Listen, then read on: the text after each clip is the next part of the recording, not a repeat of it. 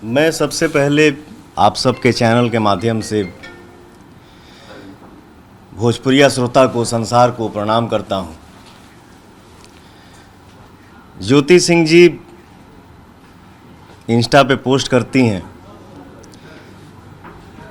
कि आदरणीय पतिदेव श्री पवन सिंह जी, मैं आपसे मिलने लखनऊ आ रही हूं। तो मैं उनके विचार को, उनके व्यवहार को अच्छे से जानता हूं। हम लोगों ने आपस में बात किया और इस बात को प्रशासन में सूचना भी किया कि हाँ सर, ऐसी ऐसी बात है। फिर हम लोग रात में खाना खाने बैठे थे। हमारे मित्र, हमारे छोटे भाई धनंजय जी, ऋतिक खाना खा रहे थे। तो धनंजय ने बोला कि भैया, ज्योति जी के भाई से बात हुई कि वो लोग आ रहे हैं। मैंने बोला भाई, थोड़ा मन ठीक नहीं लग रहा है, उन लोगों से बोलो ना कि एक दो दिन बाद आ जाएं। खाना वाना खा के हम लोग सो जाते हैं। नींद में ही हूँ, मैं सोया हूँ। मेरा बड़ा भाई आता है और बोलता है कि पवन, नीचे ज्योति आई हैं। मैं उठता हूँ, मुझे एक मीटिंग में भी जाना था। मैं ये बोलना चाहता हूँ कि कानून हमारे लिए भी मायने रखता है और कानून आपके लिए भी मायने रखता है। तलाक का केस हमारे तरफ से आरा से चल रहा है। मेंटेनेंस का केस ज्योति जी के तरफ से चल रहा है, बलिया से। और मैं ये बोलना चाहता हूँ कि ज्योति जी, अगर मैं आपसे मिलना नहीं चाहता तो क्या आप हमसे मिल पाती? फिर भी हम रेडी हुए, रेडी होके बैठे। मेरा छोटा भाई ऋतिक नीचे कहीं अगल बगल में था, उसको ज्योति जी फ़ोन भी की थी। ऋतिक आया, धनंजय जी आए और उनको सम्मान सहित फ्लैट के अंदर लेके आए। हम लोग अच्छे से मिले। ज्योति जी थीं, उनकी बड़ी बहन जूही जी थीं, उनके छोटे भाई दुर्गेश जी थे और एक नया लड़का जो उनका सोशल मीडिया देखता है। मैं उनसे मिला। मेरा ज्योति जी से व्यवहार कैसा रहा, ये ज्योति जी जानती हैं, उनका दिल जानता है और भगवान जानते हैं। आते ही उन्होंने बोला कि मैं अब यहाँ से हिलूंगी नहीं। मैंने बोला पानी पीजिए। फिर उन्होंने बोला कि मेरा तलाक का मैटर जब तक क्लियर नहीं हो जाता है तब तक मैं यहाँ से हिलूंगी नहीं। मैंने बोला एक बात बताइए, एक छत के नीचे रह के मुकदमा लड़ा जाता है क्या? फिर हम लोग साथ में चाय पीते हैं। उनका यही रट, मैं यहाँ से निकलूँगी नहीं, मैं यहाँ से हिलूँगी नहीं। मुझे ऐसा महसूस हुआ कि यहाँ पे माहौल कुछ ऊपर नीचे होने वाला है। मैंने बोला कि आप लोग खाना खाइए अच्छे से। क्या खाएंगी आप लोग? मैंने स्टाफ को बोला कि पूछो मैडम क्या खाएंगी, जो बनेगा वो बना लो, जो नहीं ये हो पाता है उसको बाहर से मंगा लो। मैं उठा, बोला कि मैं थोड़ा सा मीटिंग में जा रहा हूँ, 1-1.5 घंटा, 2 घंटा, 2.5 घंटा मुझे लगेगा आने में। और धनंजय से बोला कि धनंजय, मैं आ रहा हूँ मीटिंग से, तब तक आप मैडम से बात करिए क्या है क्या नहीं, ये क्या कहना चाहती हैं। मैं निकलता हूँ। हमारी वार्तालाप कम से कम 1 से 1.5 घंटा तक हुई। मैं मीटिंग के लिए निकलता हूँ सर, मीटिंग करता हूँ। मेरा मोबाइल 2-2.5 घंटा मेरे से दूर रहा। मीटिंग करके फ्री होके जब मैं गाड़ी में बैठा तो मेरा मोबाइल मेरे हाथ में आया। मैं मोबाइल चेक करने लगा। मुझे फ़ोन आता है कि भैया घर पे ऐसे ऐसे हो गया है। मैंने लाइव ही देखा। तो मैंने ये सोचा कि अभी फ़िलहाल घर पे जाना मेरा उचित नहीं है। उसके बाद भी मैंने धनंजय को फ़ोन किया कि भाई देख लेना मैडम को, उनके साथ जो है उन लोगों को कोई दिक्कत ना हो। और सर मैं पूरी रात रोड पे गाड़ी साइड करके गाड़ी में ही रहा, रात काटा। नेक्स्ट डे मैडम जाती हैं, धनंजय बाकायदे उनको नीचे छोड़ने जाते हैं। फिर अब आते हैं थोड़ा सा मुद्दे की बात पे। मैं ये कहना चाहता हूँ ज्योति जी कि आप जो अपने पति के लिए अपनापन दिखा रही हैं, ये अपनापन चुनाव से 1 महीना पहले क्यों नहीं दिखा? ये अपनापन चुनाव से 2 महीना पहले क्यों नहीं दिखा? 3 महीना पहले क्यों नहीं दिखा? 4 महीना पहले क्यों नहीं दिखा? ये अपनापन चुनाव से 1 महीना बाद क्यों भी दिख जाता? आज ही क्यों? क्योंकि मैं अमित शाह जी से मिल लिया, जेपी नड्डा जी से मिल लिया, धर्मेंद्र प्रधान जी से मिल लिया, विनोद तावड़े जी से मिल लिया, उपेंद्र कुशवाहा जी से मिल लिया। वाह रे अपनापन। और एक बात, ज्योति जी के पिताजी राम बाबू सिंह जी लखनऊ आते हैं, हमारी उनकी मुलाकात होती है तो उनके पिताजी बोलते हैं कि पवन जी आप हमारी बेटी को विधायिका बना दीजिए, इसके बाद आपको उसको रखना होगा रखिएगा, छोड़ना होगा छोड़ दीजिएगा। मैंने बोला पिताजी ये हमारे बस की बात नहीं है। और ज्योति जी विधायिका बनने के लिए आप इतना हद तक गिर सकती हैं, ये मुझे उम्मीद नहीं था। खैर आपको जो करना है सो करिए, आपको जितना बोलना है बोलिए, आपको जितना गिरना है गिरिए, लेकिन मैं मर्यादा से बाहर नहीं जा सकता, क्योंकि ये मेरे माँ बाप का दिया हुआ संस्कार है। आज आप सभी के आशीर्वाद से दुनिया पवन सिंह को सुपरस्टार बोलती है, पावर स्टार बोलती है।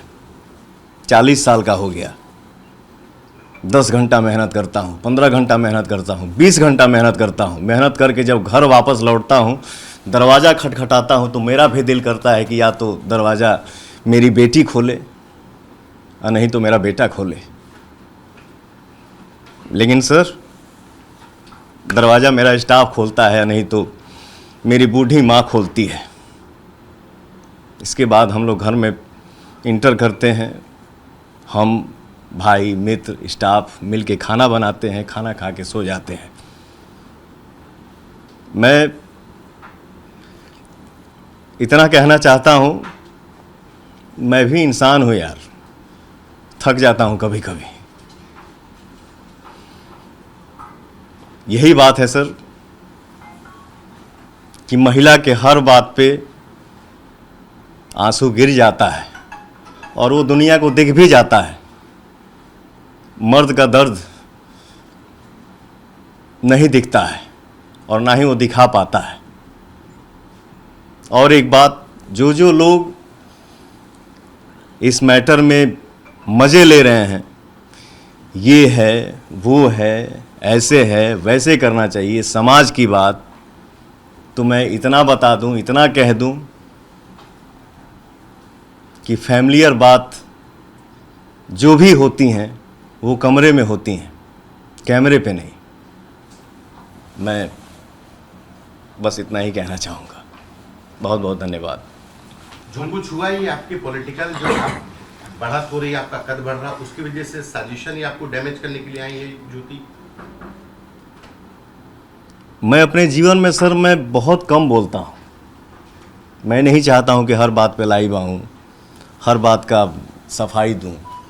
लेकिन आप लोगों को क्या लग रहा है? मैंने बोला ना कि ये अपनापन आज से 2 महीना पहले क्यों नहीं दिखा, 4 महीना पहले क्यों नहीं, ये अपनापन आज ही क्यों दिख रहा है? ये क्या हो सकता है? यही बात है। और क्या है। पवन जी, आपको कोई राजनीतिक साजिश दिख रही है? आप बीजेपी ज्वाइन करने वाले थे चुनाव से पहले, इतने क्रूशियल समय पर इस तरह की ज्योति साथ में है जो ज्योति इस के चीज पीछे को ब्लो कर रहे हैं, बढ़ा रहे खुद हैं। ज्योति है, उनके पीछे कोई पॉलिटिकल पार्टी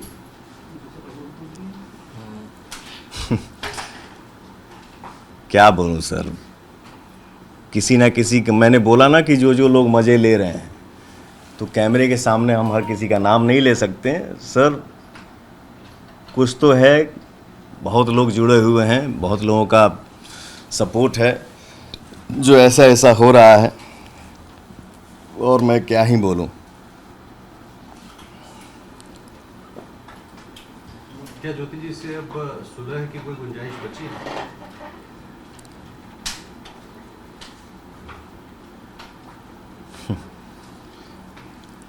हमारा जो